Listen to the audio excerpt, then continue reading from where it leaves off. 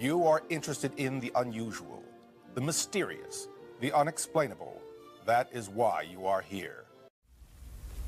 Larry Tye, author of The Father of Spin. Who was he? He was Edward L. Bernays, and he was around for most of the century and had a big influence on what happened starting in the 1920s and going till he died in 1995. On this cover, you see a fan and some bananas and a woman smoking. What do the three things stand for? Let's start at the bottom with the woman smoking. That's the campaign that Bernays led to get American women smoking starting in the 1920s, and we can talk about that. The bananas are the campaign that he led in the 1950s to overthrow the leftist government of Guatemala, and the fan is General Electric, and he worked for them and did lots of things over lots of years, the most notable of which was the 50th anniversary of the invention of the electric light bulb, and he helped publicize Thomas Edison and the whole GE operation. Now, you had a meeting with, one meeting with Eddie Bernays in Cambridge, Massachusetts. Tell us everything about that you remember, and what year was it? It was really an incredible meeting. It was in 1994. He was 102 years old. His health was failing. His mind was beginning to go, and yet he pulled himself together for that afternoon meeting. It was really an incredible session. He came down dressed in a suit. He told story after story about his campaigns that were harking back to things that had happened 80 years before. He told them in wonderful, stunning detail the way he always did. His eyes lit up, and he really clearly, for that afternoon, pulled himself together and was the consummate PR man that he had been for 80 years. And it was a great day. He died a year later. I felt really lucky to have met him, and that day convinced me that I had to write the biography of this guy. Now, here's a picture, the last picture in the book. Who's in this? That is Eddie, and to his immediate left is his wife, Doris, his wife of 60 years. You mean to his right? To his right, I'm sorry, to his right, our left. And the rest are his grandchildren, his 2, 4, 6 grandchildren, 3 from each daughter, and that was one of the many celebrations they had at their wonderful home in Cambridge, where they entertained the whole family perpetually. When did you first get interested in him? I got interested in him in 1994 when I was a Nieman Fellow at Harvard University. I was taking a great course on creative writing from his daughter, Anne Bernays, a noted novelist, and she convinced me that her father was really an important historic figure throughout the 20th century. Her husband, Justin Kaplan, who's a Pulitzer Prize-winning biographer, convinced me that he would make a great biography, and every journalist who was there in this Nieman Fellowship program was looking for a way to find something beyond newspaper work that they had come from, that everybody dreamed about writing a book. This guy seemed like a perfect character, and I decided at the end of that year that I was going to go back and try to write a book on him. Now, we were showing a picture of him, that single picture there. What year is that, do you know? That looks like it was in the late 1930s, maybe early 40s, and that's sort of what he looked like for most of his career. That's a wonderful classic shot, very spiffily dressed, a guy who was quite short, quite self-conscious about being short, but who was an overpowering presence every room he walked into. How tall was he? He was 5'4" and something. It depended on who he was talking to, how tall he decided to be that day, but it was something that he was conscious of throughout his life. Who did you talk to the most to get ready to write this book? Well, what I did actually the most before I got ready to write it was try to talk to everybody who was important in today's PR world, from Harold Burson, who was the founder of the largest PR firm in the world, Burson Marsteller, to people all around the country who were retired, who remembered Eddie, and to try to see whether they agreed that this was a seminal figure in their field.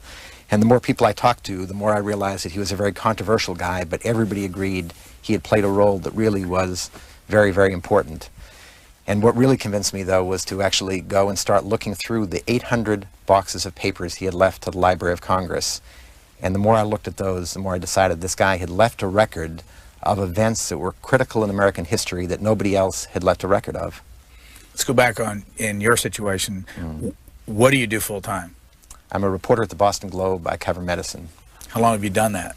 I've been at the Globe for 12 years and covered medicine for 3 or 4 of those years. So when you got your Nieman Fellowship, you just had to go across the river to go to Cambridge? Had to go across the river, loved the Globe and was excited to go back, but also was looking for a way to try something different, which was this book. How did you get into the medical reporting?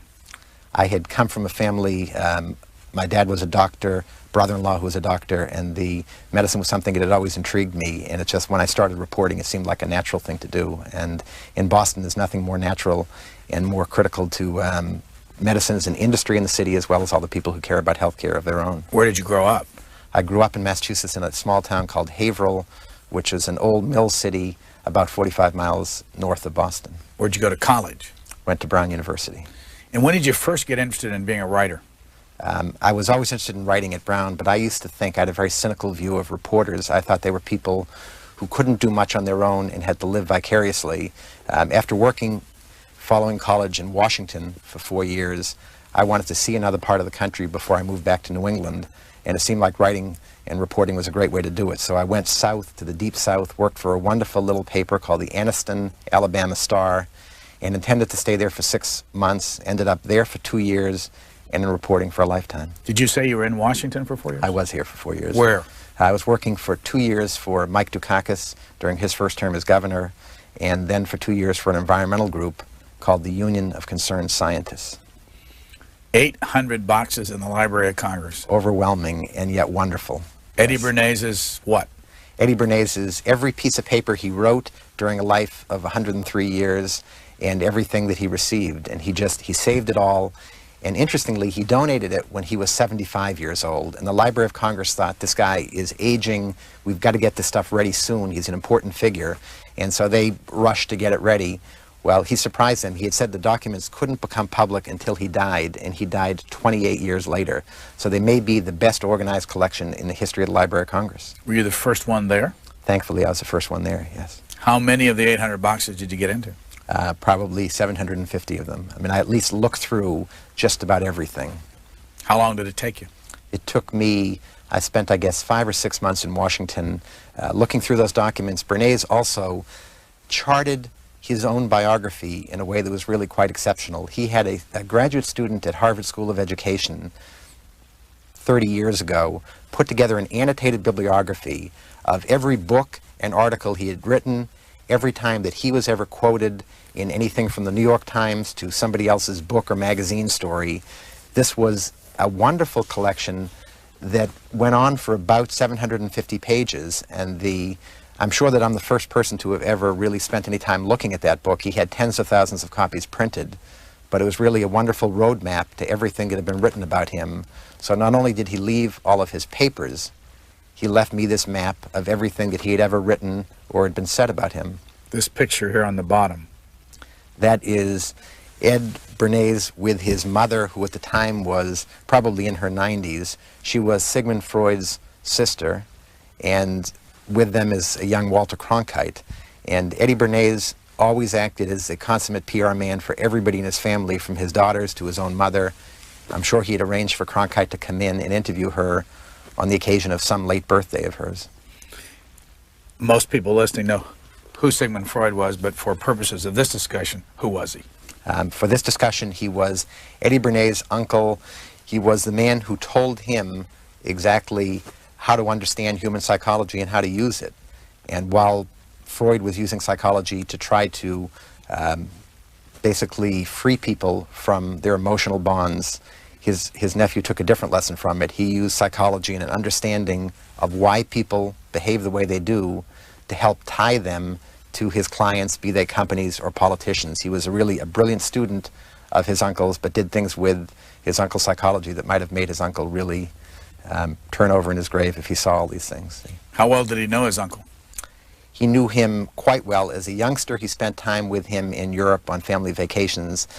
And when he was in his 30s and 40s, in his most formative years, he had a 20-year correspondence with his uncle. Again, these papers were made public for the first time in the Bernays collection, and they showed a side of Freud and Bernays that I found intriguing. What did you learn about Sigmund Freud? I learned that during that 20-year period, while the world was focusing on him and what he was doing with his psychological theories, he was really petrified about how he was going to survive financially. It was in Vienna, the Nazis were closing in, he had very little money, and the person in the world that he could most easily turn to was his consummately American nephew, Ed Bernays, and he turned to him for advice on how to survive physically, but more importantly, on how to have the financial resources to support himself and his family. Where was Eddie Bernays born? He was born in Vienna. He came over on the boat when he was 1, and he spent the next 60-something years in New York, and thankfully to me, he retired in Cambridge, a few blocks from where I live. Got a photo here of, I believe, Eddie Bernays and his wife, Doris. Yes, it's Eddie and his wife, Doris. They were bound for Europe this was a memorable photo in part because she was the first American woman to have a passport issued in her maiden name. She went for most of her life by Doris Fleischman, never took his name, and that really created wonderful waves in terms of the feminist movement in America. And for Eddie Bernays, it also did wonderful things for him in terms of attracting attention to them, and that's what he tried to do through much of his life. Being a Jew was a problem for him, or being a religious person was a problem. Explain all that. Sure. He basically didn't believe in God, but more importantly, as part of his whole worldview, he saw the world as something that he could mold. He was the PR man who could come in and tell us how to look at things, how to behave, how to believe. And the idea of religion and the idea that things were already set in some sort of divine order was something that was contrary to basically everything that he believed. And so he never had any use for religion and disparaged it. When his daughter asked him at about age 5, "What am I?" he said, "You're nothing." He said, "You are what you want to be." Did he not like being a Jew? He didn't like religion of any kind, and I think that in terms of his Jewish identity, he used that at times when it helped him in terms of having this cultural identity with many important people, but he never saw himself as a Jew, and he never wanted to be defined as that. He never wanted to be defined as anything other than what he told you he was, an identity that he had fashioned himself. Showed a picture earlier with him and Eleanor Roosevelt. Yes. What did he do for her? He helped her promote her memoirs, and as he did with every client of his, he developed a bit of a deeper relationship and tried to give her advice on all kinds of things. But this was in her later years, and he was brilliant at promoting anything, including people's personal memoirs. What did he do for Calvin Coolidge? For Calvin Coolidge had, at the time that he had inherited the office of the presidency, he had an image problem. And Eleanor Roosevelt, Teddy Roosevelt's daughter, had basically coined a phrase about Calvin Coolidge that really stuck in the American public's mind and the press's mind, and that was that he was weaned on a pickle. He had a personality so sour that it was said that he was actually weaned on a pickle. And the Bernays went in and tried to sweeten things up. And what he did was arrange for a trainload of starlets, along with the famous entertainer Al Jolson, to come from Broadway in New York to Union Station in Washington, to be picked up at the White House by Cadillacs, to be brought in for a morning where they spent the morning eating breakfast with the president and actually singing and dancing with him. And one of my favorite newspaper headlines ever was the next morning in the New York Times, where it said, "President almost smiles." And this was Eddie Bernays had managed to lighten up this seemingly dark president, and several months later he was reelected. Clearly Bernays doesn't deserve all the credit, but it helped people see this guy as a human being for the first time, and that really did, Coolidge thought, helped him a lot. Who paid for all that? The White House paid for it. What did he do for Herbert Hoover? What he tried to do was the same thing for Hoover. Hoover, again, was seen as a dark personality at a very dark time in our history with the Depression, and Bernays thought that he could come in and rally business leaders and eventually rally the public behind Hoover, and he had wonderful campaigns to try to do that, but that was one that he couldn't overcome all the natural obstacles Hoover faced then, and as we know, Hoover lost badly, and Bernays chalked it up to experience that even he, the brilliant spinmeister, couldn't do what needed to be done for Hoover. A graduate in agriculture from Syracuse. Correct. Eddie Bernays. Actually, a graduate in agriculture from Cornell. Cornell. And he decided that after his time in Cornell, spending all this time in the fields with cows and manure, that he never wanted to see another farm in his life. He came out with what he felt was a much more important lesson, which is that people's behavior could be dramatically influenced, and that he was somebody with a certain kind of charisma who wanted to get into the field of dealing with the public. And as I say, never wanted to be on another farm or shovel another pile of manure in his life. How did he pick agriculture, and how did he pick Cornell? It wasn't much of his choice, either agriculture or Cornell. Cornell was a natural choice once he decided on agriculture, and his parents had basically pushed him to agriculture. These were people who came over as immigrants and who decided that being close to the land as Teddy Roosevelt was saying at the time, was really the surest way of ensuring your future and your families. They convinced their son to do that. He reluctantly bought into it, but from the day he got there, I think he knew he was going to do something different. William O'Dwyer, 1940, you say that he actually wrote the first voter portrait. Absolutely. What he did, he, for the first time in American history, broke down voters by everything from their ideology to their religion to their race. And he decided that if you broke the electorate down in this ways, you could fashion various kinds of appeals to appeal to various voters. This was in the days before scientific polling, but he was essentially structuring a campaign in the same way we do today, that you have all these interest groups out there and you fashion a pitch that will appeal to each interest group.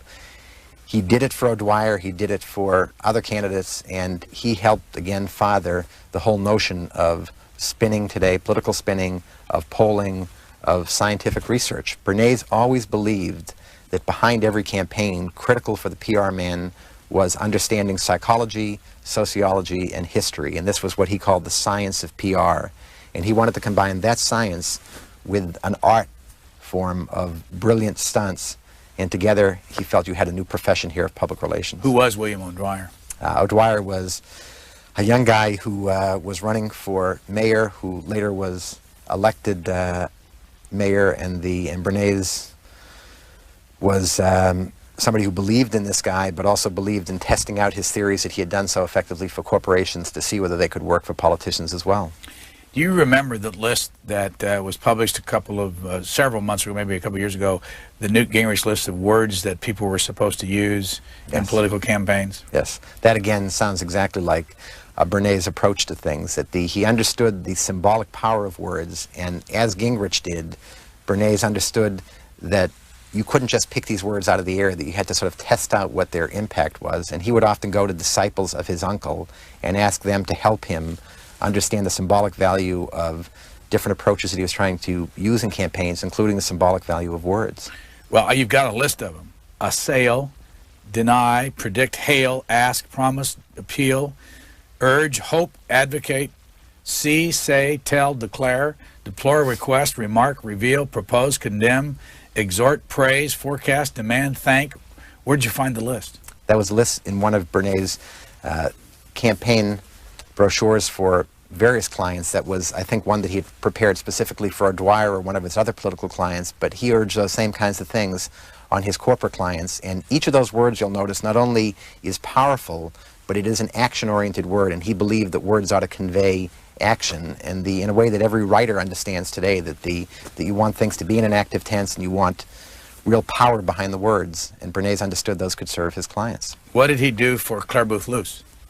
For her, he helped when she was a young congresswoman, and her husband was a very powerful owner and editor of Time magazine. He helped her fashion an image and fashion issues that she thought were important to her and that he thought could sell with the public. And in campaign after campaign, he helped her develop programs and understand how to sell them to people. But along the way, you found inconsistencies. You found where he would say one thing and you would find others. Absolutely. Let me give you an example of one of the most dramatic inconsistencies. During the years in the 1920s and 30s, when he was helping sell American women on smoking cigarettes, there were scores of inconsistencies that came up in the campaigns. His most dramatic campaign in terms of selling cigarettes was in 1929, the tobacco makers realized, and the one that he was working for, American Tobacco, which was the biggest tobacco company, they realized that they had managed in cracking the male market for their products generally, and particularly for Lucky Strikes, their #1 seller, but they couldn't reach women. And they went to Eddie Bernays and said, we've got half of the American market out there that we're not reaching at all. What can we do? He said, give me a minute. He went to see this disciple of his uncle's, Dr. A.A. Brill, and said to Brill, what is it that cigarettes represent symbolically to women? Why aren't they smoking cigarettes? And Brill said, it's very simple. Cigarettes are a male-imposed taboo. Men have convinced women that it's unladylike to smoke cigarettes. Bernays thought that was brilliant. He went out and arranged for a dozen debutantes on Easter Sunday in 1929 to march down Fifth Avenue holding what he called their torches of freedom. The newspapers couldn't resist. Next day, just about every newspaper in America and across the world had a picture of these very elegant debutantes marching on Easter Sunday down Fifth Avenue with a cigarette dangling from their hands or their mouth. And they called it the Torches of Freedom Parade. And that helped launch an entire movement of women in the 20s and 30s seeing cigarettes as a sign of liberation. And instead of being something that they were seen as a taboo, for women, they became a positive social value. Women in large numbers followed men into smoking. The inconsistencies, you asked about his inconsistencies, the inconsistencies were lots of things in that campaign. They were partly the fact that nobody ever understood that it was Eddie Bernays or American Tobacco who would convince these debutantes to do what they did. The inconsistencies were that at the same time he was trying to pitch cigarettes to women, he was telling his young daughters at home, anytime they found their mother's cigarettes, to break them in half and flush them down the toilet. The inconsistencies were that he had evidence then, the earliest evidence of some of the potential health threats of cigarettes, and he helped his tobacco company client either rebut those or, when they could, to cover them up. And yet, 60 years later, he was working with the American Cancer Society, helping them, trying to wean women from these same habits that they had formed, and telling the world when they asked that he had never understood the health risk of cigarettes, when he in fact had evidence as early as the 1930s. So there were incredible inconsistencies throughout most of his campaigns, and we see it in the cigarettes. Go back to the story about the march. Yes. And I just wonder if there's any similarity to the things you hear today. He had a secretary that got involved in this whole thing. I mean, you're talking about Fifth Avenue. Yes. St. Patrick's Church, St. Thomas, all these churches along the way. And how did he get women to march down Fifth Avenue smoking a cigarette? He had his secretary, Bertha Hunt, send a telegram to these women and basically ask them if they wouldn't join in doing something that would strike a blow for women's freedom. How did he find the women? He found the women by going to the editor, I think it was either a Vogue magazine, and got a list of these wonderful debutantes. She simply took her telegram, sent it out to all these women, and got enough of them to agree to participate that he knew he had an event. And they actually screen managed, stage managed for these women exactly what they ought to do in terms of just how to come down the church steps, just what to do in terms of lighting up the cigarettes. And he had warned the press beforehand of what was going to go on. So everything was perfectly scripted, except for the fact that nobody knew who the scriptwriter was. You say that there are 125,000 PR people in the United States today? Correct. There were a handful when he got started, and today there are at least 125,000, yes. And now the issue is also there as to whether he was actually the father of public relations. Yes, a big issue, and it depends how we define father. If father is defined as the first, it's clear that there were somewhere between 6 and 12 people who were out there before he was doing essentially the things that constituted public relations. If father is defined as somebody who was the spiritual and emotional and scientific originator of a lot of the things that we think of today as public relations, Bernays was the one who was the most inspired of the early people, and he was also the one who was best at crafting his own legacy. He was the one who continually insisted with the press that he was a father, and if you repeat things often enough, they take on a certain truth. Reporters were so used to calling him the father of PR, and he outlived all of his would-be competitors to the throne, that when he died, the New York Times and every other major newspaper in America, in his obit, declared him the father of PR, and he would have loved that because that was a title that he tried to win for 103 years. How many books did he write? He wrote 15 books, he wrote scores of articles, and he left behind an incredible written legacy. And how long was his autobiography? His autobiography was more than 500 pages. It recounted in excruciating detail every significant and insignificant event in 103, or I guess that time, a 70 or 80-year-old lifetime. What did you think of it? I thought it was wonderful for me, since he wasn't around to help me work my way through his life. It was a great thing for me. I can't imagine that anybody else really plowed their way through it, other than maybe his daughters and people who were his protégés, but it was very, very difficult to wade through. But you also found some 1971 oral histories from Columbia University. Correct. I found oral histories from Columbia, and I found so many scores of interviews. This guy talked so much and about everything that he had done in his life that the Columbia oral histories, by the time I got to those, I felt like I could have recited them. He told the same stories so often that I felt, having read his autobiography, having listened to 80 hours of his tapes, and having read scores of newspaper interviews over the years and magazine interviews that by the time it came to Columbia, I knew the stories as well as he did, I thought. Page 90. An honest public relations practitioner, Bernays reasoned, could use all the wiles of the profession to measure public opinion and to try to sway it, to see how people perceive politicians and repackage them more to the public's liking, provided it was all done, quote, to lead the people to where they want to go. Leadership in a democracy is solving the problems they believe need solving, unquote. Right. Bernays didn't believe in God, but the closest thing to a God to him was the PR man. And he felt that PR people were out there to take these unruly masses, to give them some order, and to lead them in a useful, socially useful direction, which was a nice idea. The fact is, the direction he was leading people in was one that served his clients. Do you think you would have liked him if you got to know him real well? I think I would have liked him like, I don't know who your grandfather was, but we all have at least a metaphorical grandfather who is part sort of conniver in character and part lovable guy, and there are parts of him I definitely would have liked. I would not have wanted him for a father or a grandfather, but I certainly would have enjoyed him. He was somebody that it was tough not to at least enjoy, even if you didn't respect at all times. What's this picture? That's a picture of one of his most famous campaigns. He worked for more than 30 years for Procter & Gamble, and he decided in the 1930s, again, that you had to take a symbolic and a psychological approach in trying to sell a product. They were trying to sell the product of Ivory soap, and what he did was launch a campaign that was based on soap sculpting. We see here judges looking at scores of soap sculptings done by kids all across the country. Bernays decided that little kids were never going to like the idea of cleaning up with soap, but he also understood that you could sell soap by convincing kids that they had to talk their mother into buying a particular brand when they were at the market with her. And what he did was start this contest, got, by the end, millions of young kids all across the country competing by sculpting the only bar of soap that was acceptable in the contest, which was ivory, into everything from likenesses of the Statue of Liberty to Calvin Coolidge. The kids became wed to the contest, they became wed to Ivory soap, and Bernays got large retainers for 30 years from Procter & Gamble.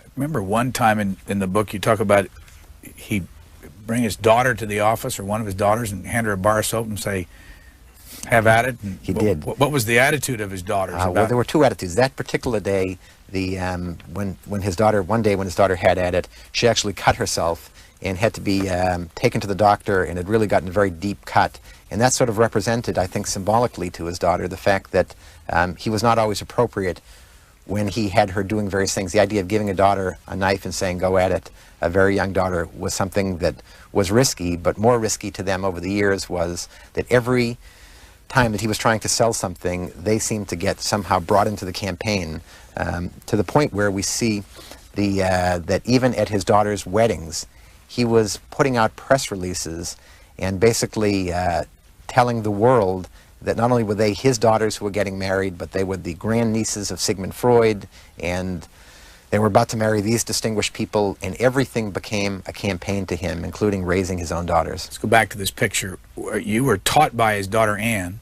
I was taught. Where is she in this photo?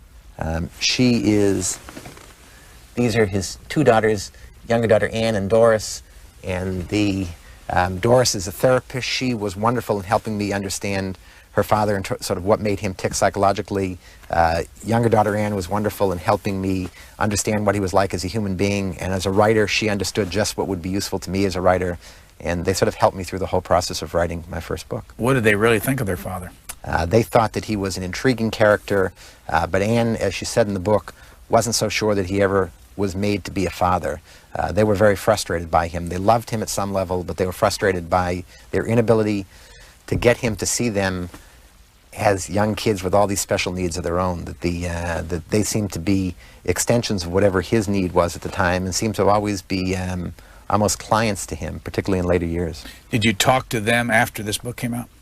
I've talked to Anne since the book came out, yes. What'd she think?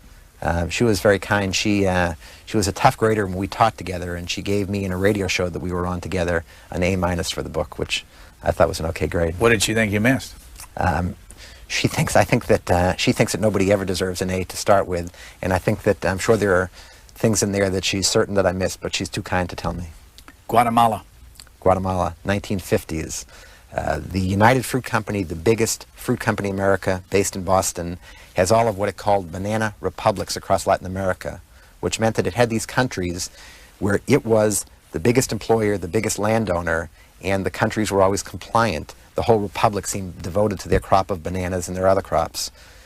1950s in Guatemala, they run into a problem. A leftist government is elected. This government starts changing things. It encourages workers to push for higher wages. It expropriates some of United Fruit's land, and the company is very, very worried about what's going to happen there and the precedent this could set in the rest of Latin America. They bring their PR guy, Eddie Bernays, in. He understands that, again, we can't just deal with Guatemala in a vacuum. We have to work through the press and through the public in making Guatemala symbolic of something bigger. And the bigger thing at the time that was sitting there staring him in the face was the Cold War. Guatemala suddenly became defined for the press through Bernays as a little country 100 or so miles from our southernmost point that was a bastion of Soviet influence and that might let the Russians really gain a foothold in our continent. Scary to the American public, scary to the American government. The government ends up working with United Fruit in orchestrating a campaign to overthrow the Guatemalan leftist government, and done incredibly efficiently, set some dangerous precedents, but really changed things in Guatemala. What was the Middle American Information Bureau? That was a wonderful outfit, a front group, one of many that Bernays set up through his career to get out supposedly neutral information on what was going on in Latin America generally, and specifically on Guatemala. In fact, it was Eddie Bernays and the staffers that he had hired putting out the propaganda that he wanted them to put out. How often did he do that, set up these front groups? If a client was willing to pay enough money, he did it for every client that he could, and he had over 400 clients over the years. How much is that done today? That is a good question. A fair bit of it is done today. The press is much more sophisticated in understanding and looking for those kinds of things. And the first question that I ask as a medical writer, anytime I see a study, is who was behind it, who funded it. Those are questions that Eddie Bernays helped me ask in a more sophisticated way. Anything else you learned about being a better reporter from doing this book? I did. I learned to ask and to be cynical basically about every press release that comes across my desk. And when every week I get 100 emails or faxes or letters telling me that people have come up with the latest cure for cancer or heart disease or diabetes, I not only question the presumption behind it, I want to know who funded it, I want to know exactly how the research was done, and all the questions that Eddie Bernays hoped that reporters would never ask. I think this book tries to tell people we ought to be asking. You know, in all these over the years, the shows that we've done, one of the names that comes up more often almost than anybody else, it seems like, in these books, and it did again in this one, and I'll read the sentence. It would also have appealed to Walter Lippmann and Sigmund Freud, Bernays' tutors in the use of symbols. What is it about Walter Lippmann that authors keep bringing up, and what role did he play in Bernays' life? He was one of a series of philosophers, starting with some people in France and coming to America with Lippmann, that understood and was trying to come up with theories to explain how you controlled the masses of the public. How did you generate some cohesion, some social cohesion? It was a time when the world was worried about communism and other forces that seemed to be taking the masses and steering them in directions that seemed to present a social threat to the established order in America. And Lippmann and others were trying to tell the public, and more importantly tell our leaders, these are ways of uniting people behind the goals that you think are socially useful and important. These are ways of using symbols, whether it be the printed word, whether it be the new communication media at the time, which was the motion picture. You can make those capture certain symbolic values, certain social goals that you think are good. Bernays was intrigued by symbolism. He was intrigued by it at one level with his uncle Sigmund Freud, and at a sociology level with Walter Lippmann. And Lippmann was somebody he never credited much, but that really helped him form his whole ideas on just how public relations could come in and perform this role of social cohesion. Born in Austria, moved to the United States, eventually went to Cornell, got an agriculture degree. Where were the different places that he lived in his life? He lived in basically two places, Manhattan and Cambridge. He lived all over Manhattan. His family moved a number of times depending on whether his father's economic circumstances were going up or down. Bernays lived in probably 5 or 6 different places across Manhattan, some of them wonderfully elegant. He moved when he was in his 60s to Cambridge for retirement, and ended up spending, his good 40 some odd years there. Where's this house? That house is right on the border of Greenwich Village. It's across from Washington Square Park, and that was one of the first truly elegant places he lived with his two very, very young daughters. And you say there were chauffeurs and maids and door people and cooks and all that, and Everything. But you said that there were also, had a lot of big places he lived in, but nothing inside. I mean, it was, there was somewhat of a misleading of how much money he really had. There was misleading, but it was never clear. He, at various points, was earning in the 30s and 40s as much as $1 million a year, close to $1 million in those dollar terms, which would be many million in today's terms. The difficult thing was ever deciding how much money he actually was able to hold on to. He lived at one point, they had much of a floor of the Sherry Netherland Hotel in New York, and the houses that he rented, and he generally believed in renting, or the places that he rented in hotels like that, were exceedingly expensive. And so money came in, money went out, and at the end, when he died, he left much less of a legacy than anybody had ever thought. You say that he only had, after all the taxes were paid, $600,000 when it was over? Right, that was basically the value of his house, and it was incredible that a guy who had earned those kinds of millions and who had advised the most brilliant corporate minds in America, if he had ever taken their advice on how to invest the money, he would have been left with millions. It was partly that he'd spent so much over the years. It was also that when people planned for retirement, they envisioned a retirement of 10, 20, 30 years. This guy was retired for more than 40 years, and every year he tapped in a little bit more to his capital. You say that in 1988, this is chapter 11, Joan Vondra, Joan Vondra, that's right, swept into Eddie's life. She did. She was hired as a caretaker. She eventually, according to her and according to various accounts that he gave, became much more than that. Apparently, his mistress, all kinds of... Was his wife dead by now? His wife had been dead for a number of years, and Eddie had over those years various young women who had lived with him as caretakers. Joan was the oldest of those women, and developed what appeared to be the closest relationship with him. And it became a very contentious thing at one point because his daughters were convinced that that she was taking too much of his money and of his time, and they appealed to a court to declare them conservators. They were eventually declared in control of his finances, and Joan was prohibited from seeing him. Did you meet her?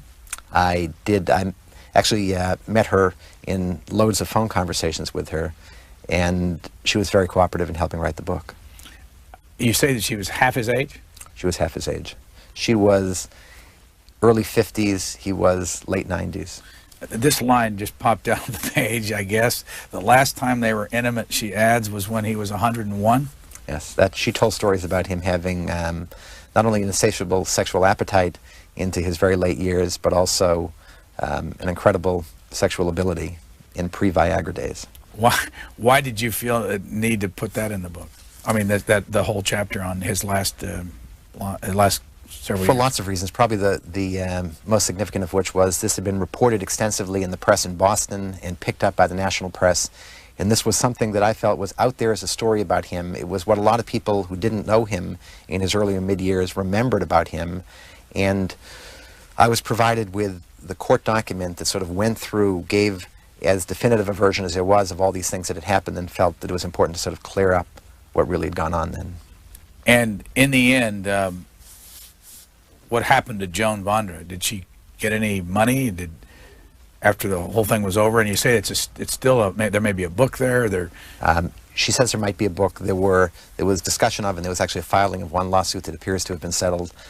In the end, she disappeared from the scene and is living a quiet life in the Boston area now. What was the story back in 1993 when Doris fired Joan, Doris, his daughter, Correct. And they went away somewhere and popped up in motels? And can you tell that story? The story was they had apparently, according to Joan, had arguments with his daughters that day. They left town with a car packed with seemingly all of his belongings, question about whether he had a passport with him as well, and showed up in a couple motels in various parts of New England. He said afterwards that they had just gone off, and she said that they had just gone off on a ride, that they were upset with the daughters. The daughters thought that he had been kidnapped. They brought in the police and investigators, and the whole thing became sort of a crazy situation that years later the court tried to sort out and decided that they were just left with differing versions, but decided that the prudent thing to do was to give the finances over to the daughters, that he was not in a state at that point, based partly on their extensive interviews with him, to regulate his own affairs anymore. Why did he and his wife, Doris, move to Cambridge, Massachusetts? Why did they say they moved there, or why did they do it? Both. Those were two stories, and the story that he loved to tell in later years and told to scores of reporters was that he did a scientific study of all the places across the country that they could move. He looked at everything from the kinds of transportation systems they had, the kinds of natural environments, did they have a good cultural life, did they have great universities, and that he studied all these cities, he ruled out various ones. He was left, I think, with Berkeley and with Cambridge and with a couple other places, and that for various reasons he narrowed it down to Cambridge, but it was all done purely, as he said, on the same scientific basis that he always advised his clients to use. In reality, his two daughters and all his grandchildren lived in Cambridge, and that was the only place that made any sense from day one, and that was where he was destined to be, and the other was just a wonderful story. You say that at one point he wanted to put out a personal clipping book on himself. By the way, first let me ask you, what kind of an ego did he have?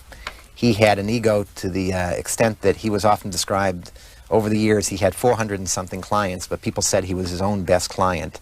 He was perpetually promoting himself, and he had an ego that was not only unusual for any human being, but it was especially unusual for a PR guy. PR people are supposed to be in the background, and their clients are supposed to be the only ones that we see pictures of, that we read stories about, and that we see long biographies of. And Eddie Bernays couldn't resist promoting himself throughout the years. And his wife had an autobiography. She did not. She wrote a number of books, but she never wrote. She's had people come along and write long pieces about her, and I suspect someday there will be a biography of her. She was an intriguing character. She was more legitimately, if mother means not only spiritual leader, but means the first, she was probably the mother of PR, even if he wasn't the father. What was their relationship as far as their business went? He described them over the years as a full and equal partners at home and at work. And he's right that she was a partner at business. She was wonderful at advising him. She was a better writer than he was. Some of his more outlandish schemes she would put a stop to before he embarrassed himself. So she was a wonderful partner there. It was always called Edward L. Bernays Public Relations, and she was never given the kind of credit. She was never given any name on their shingle. So she was a full and equal partner in terms of the work she put in, not in terms of the credit she got. But while she was his partner at work, at home she was doing everything. She was taking care of the household, managing the staff, and raising the kids, and was expected to be a partner at work when he wasn't one at home. You have in here his 8-part formula for a PR campaign. I'll just read it. Great. Define your objectives. By the way, before I read them, is there anything special about this?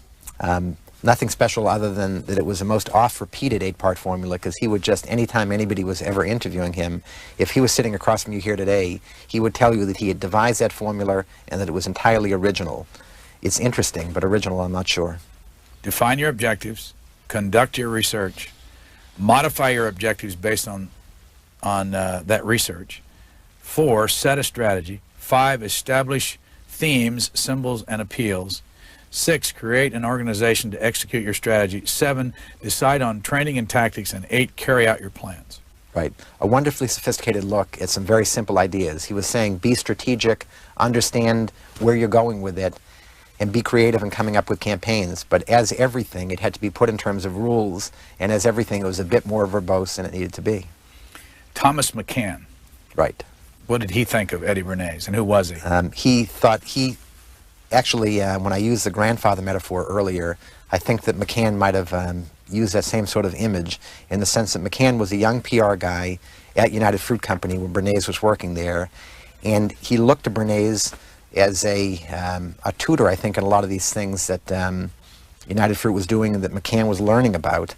But over the years, he became really frustrated with some of the things Bernays had done, and when McCann wrote his expose of the United Fruit Company, and particularly of the campaign in Guatemala, he said things about Eddie in terms of Eddie's having manipulated the press and having stretched the truth that outraged Bernays. Bernays felt that he had been this guy's mentor and that he had been let down. And in fact, McCann gave him credit for things, but also was honest about it. Well, let me read what you quote him as saying. Tom McCann said, "My estimate is we're spending in excess of $100,000 a year for Edward L. Bernays just for his consulting services, which was an enormous amount of money in 1952. And, according to McCann, everybody in the company hated him, didn't trust him, didn't like his politics, didn't like his fees. The company execs here in Boston and in the tropics were negative on Bernays because they wanted to do business in the same old way to foment a revolution and get our Benz the hell out of there." Right, and I think that in saying that, McCann is both giving a sense of just how unpopular Bernays was, but also of how one of the reasons that he was unpopular was because he was changing the way business had traditionally been done, and that maybe he was doing something that these people could have learned from. And I think that the McCann really appreciated just how different and creative Bernays was, but he also appreciated how bloated his sense of himself was. A little bit more on Thomas McCann from his book, An American Company, published in 1976. By the way, is he alive? He is alive. Did you and talk in Boston, to him? And he's been wonderfully supportive of me throughout the book. I talked at length to him before and after writing the book.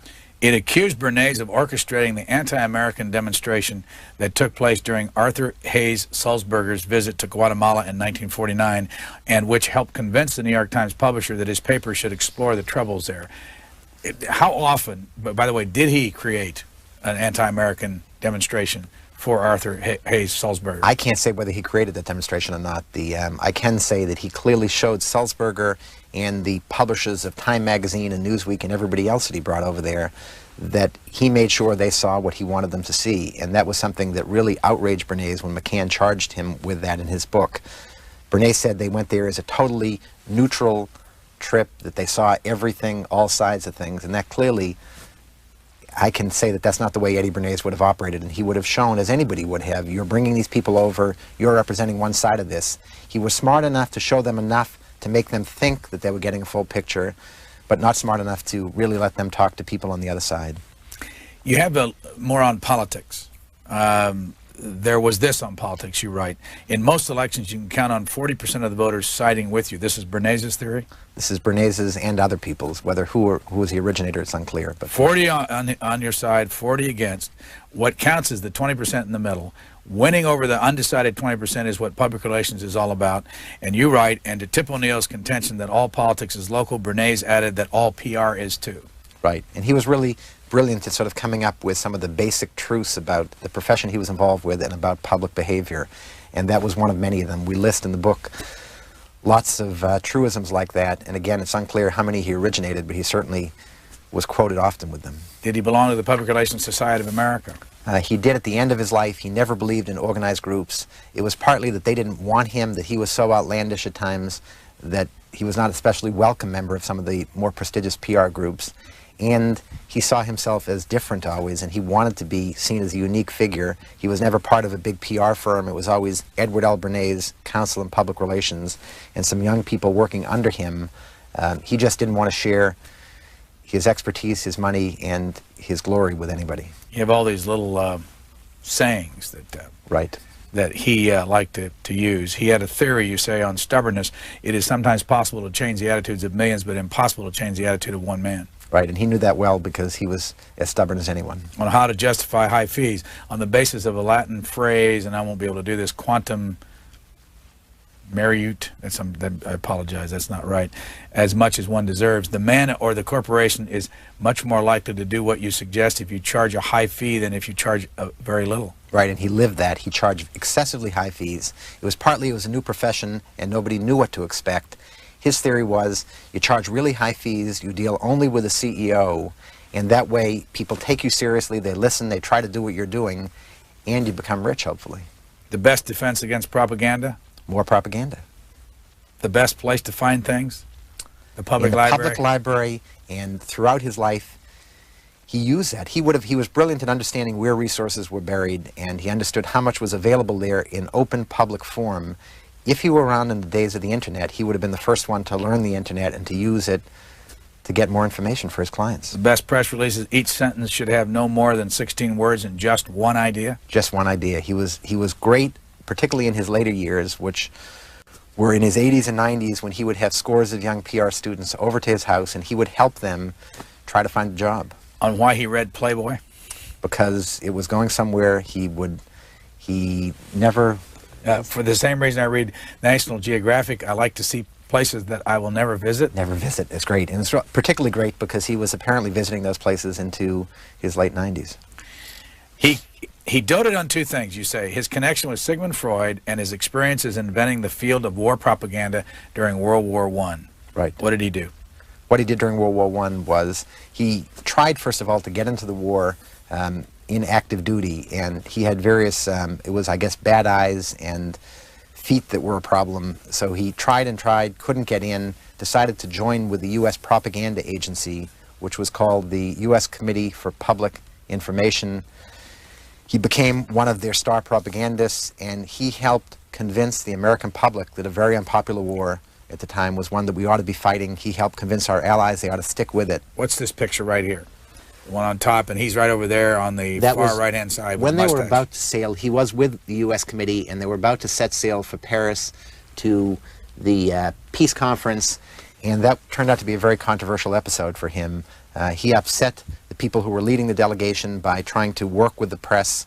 The opposition in Congress became outraged and saw this as propaganda, and Eddie Bernays had an ongoing battle over his role in that continued until he wrote his autobiography and for years afterwards.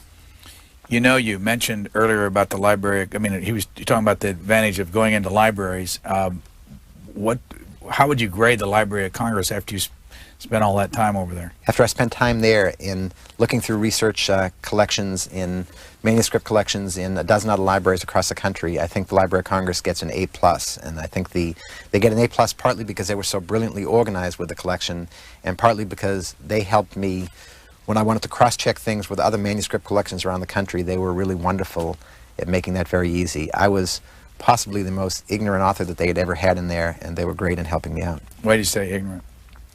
Ignorant because I was a newspaper reporter and had no idea how to write a book, and I was at the earliest stages of research when I was at the Library of Congress, and they were great at helping me out and understanding how to use their collection, how to use others' collections, and they ended up giving me one of the great resources that nobody really knows much about at the Library of Congress, is that if you have a book contract and if they have any open space, they will give you an office there. You often have to share it with someone, but it's really wonderful where you can take books out to your office and keep them until somebody else asks for them.